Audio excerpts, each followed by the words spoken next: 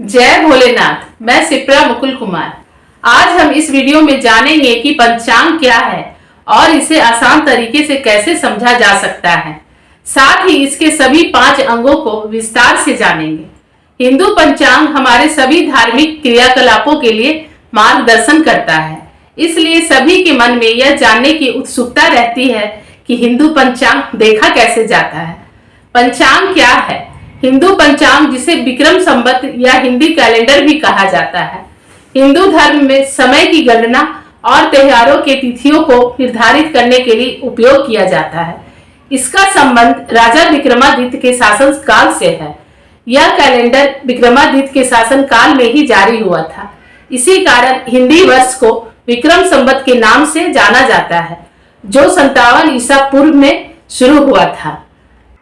अभी विक्रम संवत 2082 चल रहा है, जो अंग्रेजी कैलेंडर की तारीख के अनुसार 30 मार्च 2025 को शुरू हुआ है। जिस तरह से ग्रेगोरियन कैलेंडर या अंग्रेजी कैलेंडर में 1 जनवरी से साल की शुरुआत होती है, उसी तरह से हिंदी पंचांग के अनुसार हिंदी नववर्ष की शुरुआत चैत्र शुक्ल 1 से होती है। इसे अभी आगे विस्तार से जानेंगे। ग्रेगोरियन कैलेंडर या अंग्रेजी कैलेंडर, जिसे हम लोग आमतौर पर काम में लेते हैं, मुख्यतः सूर्य की गति पर आधारित होता है। इसका प्रारंभ रोमन साम्राज्य के समय में बताया जाता है।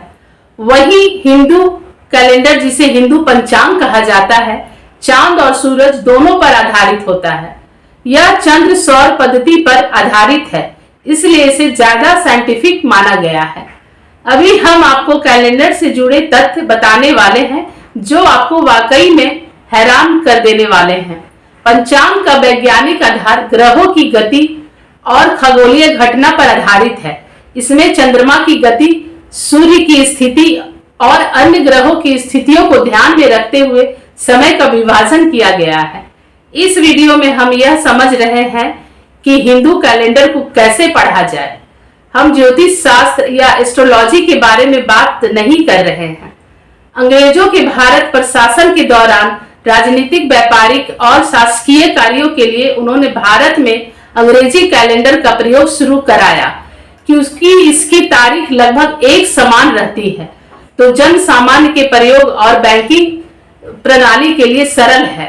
हिंदू पंचांग के आविष्कार का इतिहास क्या है?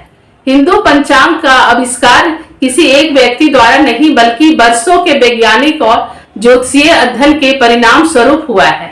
ऐसा माना जाता है कि इसका वर्तमान या मूल प्रारूप प्राचीन काल में राजा विक्रमादित्य के समय में विकसित हुआ था, लेकिन इसकी जड़ें वैदिक काल तक जाती हैं। उस समय के ऋषि मुनियों ने ग्रहों की गति, चंद्रमा और सूर्य की स्थितियों के आधार पर समय की गणना की और पंचांग की रचना की। ज्योतिषाचार्य के अनुसार पंचांग न केवल धार्मिक और सांस्कृतिक मार्गदर्शन के लिए महत्वपूर्ण है, बल्कि यह जीवन में संतुलन और अनुशासन बनाए रखने के लिए भी आवश्यक है। इसमें वैज्ञानिक और धार्मिक दोनों पहलुओं का समावेश होता है, जो इसे अद्वितीय और महत्वपूर्ण बनाता है। अब इसके सभी अंगों को आसान भाषा में एक कर विस्तार से समझते हैं। पंचांग 2 शब्दों से मिलकर बना है, 5 और अंग। पंचांग का सात्विक अर्थ है 5 अंग। हिंदू पंचांग में 5 अंग होते हैं, जिनकी गणना से दिन की तिथि, नक्षत्र, योग, करण और वार का निर्धारण होता है। इन 5 तत्वों का संयोजन एक निश्चित दिन के लिए होता है। तिथि, पंचांग का पहला अंग तिथि है।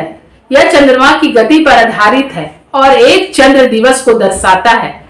तिथियां 16 प्रकार की होती हैं: प्रतिपदा, द्वितीया, तृतीया, चतुर्थी, पंचमी, षष्ठी, सप्तमी, अष्टमी, नवमी, दशमी, एकादशी, द्वादशी, त्रयोदशी, चतुर्दशी, पूर्णिमा या अमावस्या।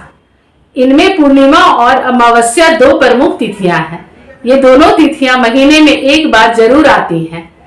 हिंदू कैलेंडर में 12 महीने होते हैं, जो पहले से 12वें के क्रम में इस प्रकार हैं: चैत्र, वैशाख, ज्येष्ठ, आषाढ़, श्रावण, भाद्रपद, आश्विन, कार्तिक, मार्गशीर्ष या अगहन, पौष, माघ और फाल्गुन। पंचांग में प्रत्येक महीने में 30 दिन होते हैं।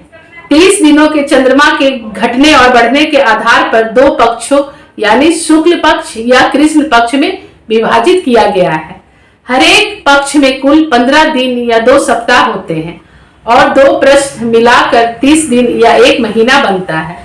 कृष्ण पक्ष और शुक्ल पक्ष को इस तरह से समझते हैं।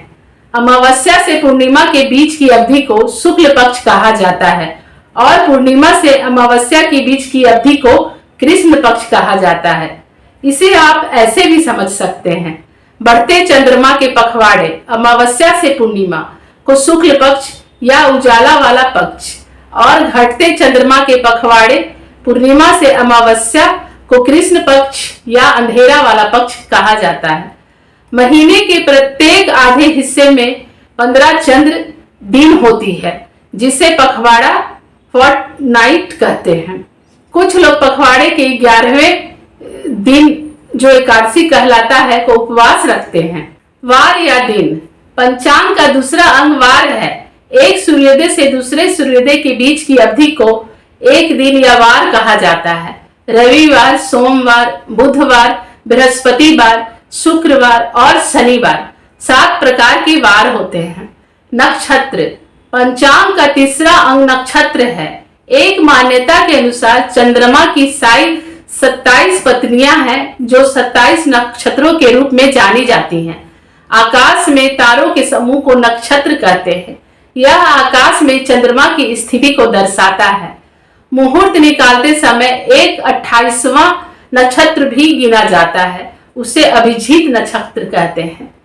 योग, पंचांग का चौथा अंग योग है। यह सूर्य और चंद्रमा की सापेक्ष गति पर आधारित है और इनके बीच की कोणीय दूरी को दर्शाता है जो 360 डिग्री को 27 भागों में विभाजित करता है। प्रत्येक भाग 13 अंश 20 मिनट का होता है। योग किसी भी व्यक्ति के जीवन पर गहरा प्रभाव डाल सकते हैं। पंचांग में 27 प्रकार के योग माने गए हैं। इसके कुछ प्रकार हैं: विषकुंभ, ध्रुव, सिद्धि, वरियान, परिधि, व्याघात आदि। करण, पंचांग का 5वां और अंतिम अंग करण है। पंचांग में करण एक चंद्र तिथि का आधा भाग होता है। एक चंद्र मास में 3 तिथियां होती हैं, इसलिए 60 करण होते हैं। प्रत्येक करण लगभग 6 घंटे का होता है। मुख्य रूप से 11 प्रकार के करण होते हैं। इसमें 4 स्थिर होते हैं और 7 अपनी जगह बदलते रहते हैं। क्या होता है मलमास? इसे मले मास या अधिमास या पुरुषोत्तम मास भी कहते हैं। भारतीय गणना पद्धति के अनुसार प्रत्येक सूर्य वर्ष 365 दिन और करीब 6 घंटे का होता है। वहीं चंद्र वर्ष 354 दिनों का माना जाता है। दोनों वर्षों के बीच लगभग 11 दिनों का अंतर होता है। इस बचे हुए 11 दिन को पूरा करने के लिए 36वें महीने के बाद एक अतिरिक्त महीना जोड़ा जाता है। इसे ही मलेमास कहते हैं। क्या होता है खरमास? सूर्य जब धनु या मीन राशि में प्रवेश करते हैं तो उस अवधि को खरमास कहा जाता है। इस दौरान सूर्य की स्थिति कमजोर मानी जाती है और शुभ कार्य जैसे विवाह, गृह प्रवेश आदि नहीं किए जाते हैं। क्या खरमास और मलेमास एक है? नहीं, खरमास और मलेमास एक नहीं है। खरमास सूर्य के धनु और मीन राशि में प्रवेश करने पर लगता है और यह साल में 2 बार आता है। मलेमास, जिसे अधिमास या पुरुषोत्तम मास भी कहा जाता है, हर 3 साल में 1 बार आता है और चंद्र और सौर कैलेंडर को एक साथ अलाइन करने के लिए जोड़ा जाता है। खरमास और मलेमास को विस्तार से समझने के लिए हमने एक और वीडियो बनाया है, आप उसे देख सकते हैं। आपको डिस्क्रिप्शन बॉक्स में लिंक मिल जाएगा। हिंदू कैलेंडर के अनुसार वर्ष में 6 ऋतुएं होती हैं: वसंत, ग्रीष्म, वर्षा, शरद, हेमंत और शिशिर। प्रत्येक ऋतु में 2 महीने होते हैं।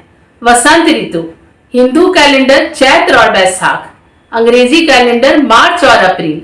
ग्रीष्म ऋतु ज्येष्ठ और आषाढ़, मई और जून। वर्षा ऋतु श्रावण और भाद्रपद, जुलाई और अगस्त।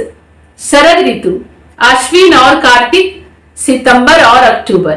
हेमंत ऋतु मार्गशीर्ष और पौष नवंबर से 15 दिसंबर। शिशिर ऋतु माघ और फाल्गुन 15 दिसंबर से फरवरी। इस वीडियो में हम ज्योतिष शास्त्र या एस्ट्रोलॉजी के बारे में बात नहीं कर रहे हैं, इसलिए हमने राशि की बात नहीं की। हर हर महादेव दोस्तों, अगर आपको यह वीडियो पसंद आया हो तो वीडियो को लाइक कर चैनल को सब्सक्राइब कर दें और बेल आइकन को दबा दें, जिससे आपको सभी वीडियो खुद ब खुद मिलते रहें। नमस्कार।